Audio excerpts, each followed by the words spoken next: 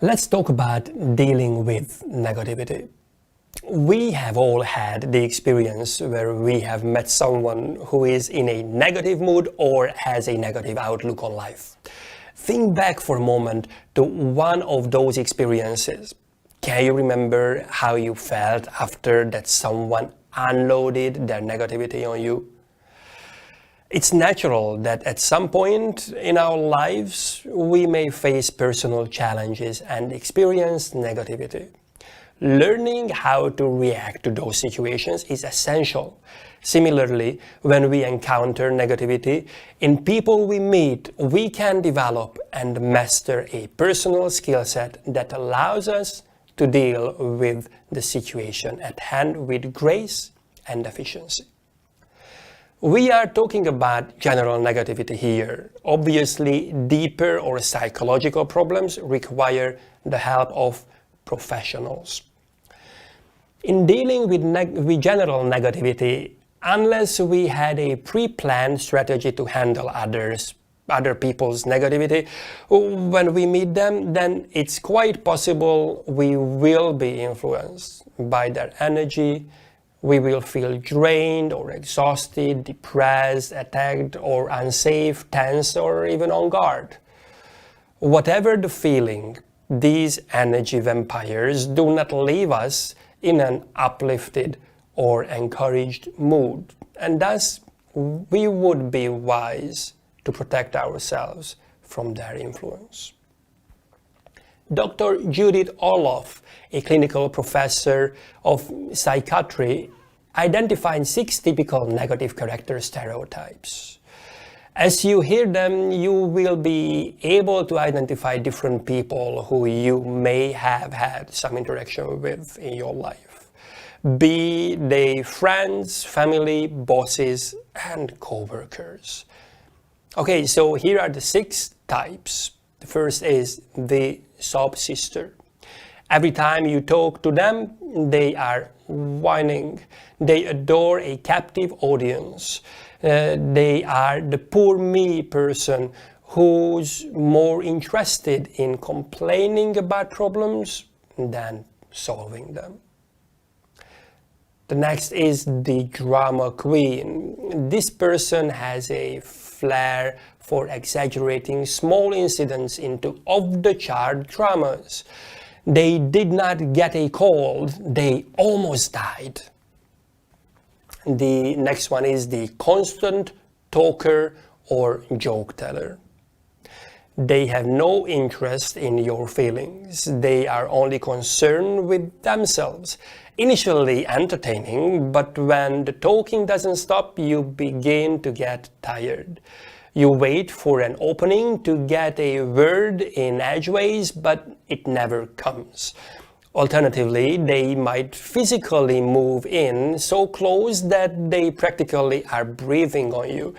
You edge backwards, but without missing a beat, they step closer again. The next is the fixer-upper. This person is desperate for you to fix their endless problems at all hours. They turn you into their therapist.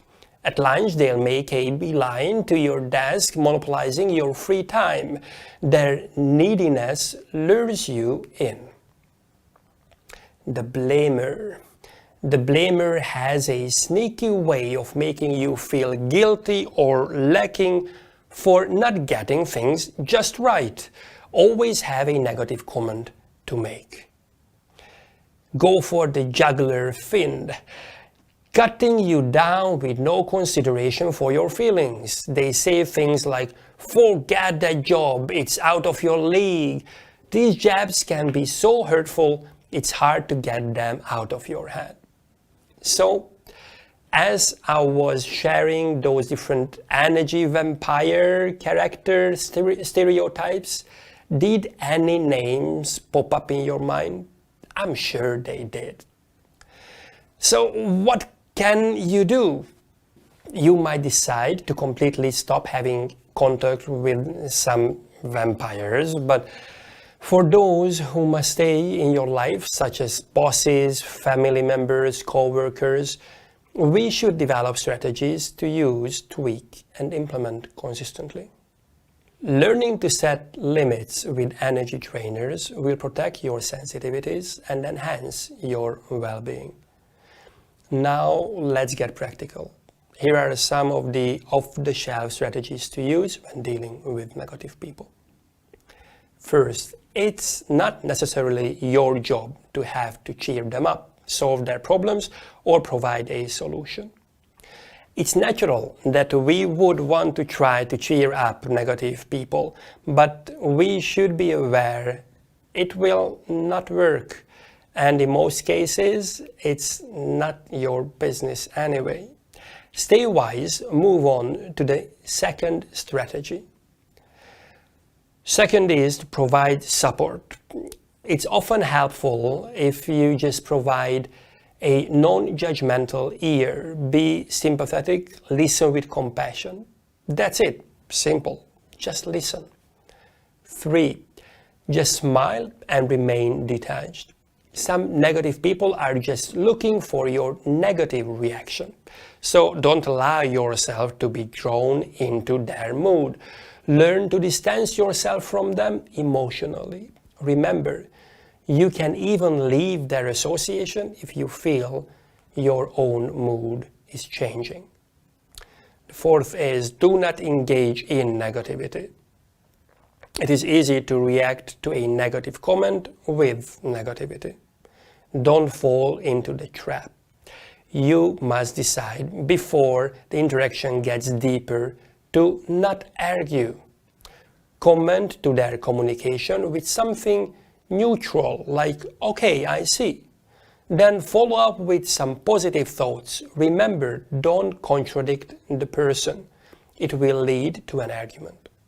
The fifth is steer the conversation. Stay in control. If you see an opening to change the topic, then politely move the conversation in that direction. Sixth is focus on the positive. Get them to see a positive light. Get them somehow to share something positive from the situation. This is obviously at a later point in the conversation, but consciously guide them to the point where they can see positives and get them to voice them. The seventh is reinforce the positive. React to positivity positively. Show appreciation for something they shared that is good, positive, or progressive. Compliment them and share with them the happiness of hearing them speak that way. Bring them back to past positive exchanges and remember the feeling that you shared then.